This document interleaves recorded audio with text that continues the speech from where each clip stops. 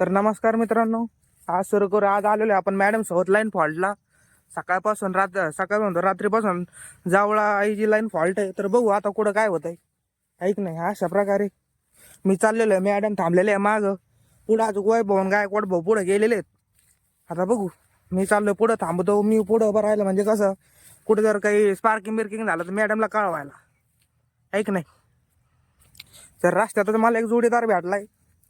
त्या सांग मी पुढं पुढं चाललोय थोडं थोडं. मला तर असं वाटतं या का हे कंडक्टर आहेत, ते गावठाणी आहे, हे जावळा इजी आहे. आपण इथं तर निवासस्थानी 5 मिनिटं थांबू. आता काय होतं काय नाही बघू. काही न करता लाईन स्टँड झालेली मित्रांनो. काहीच फॉल्ट आहे, काय फॉल्ट आहे काही समजलेलं नाही आणखीन आम्हाला. पण तरी लाईन स्टँड झाली, कस काय झाली काहीच समजाना. आता पाहू पुढे जर काही फॉल्ट कळतोय मित्रांनो. आता मी मॅडम चाललेले सब स्टेशनला, भेटू आता नंतर.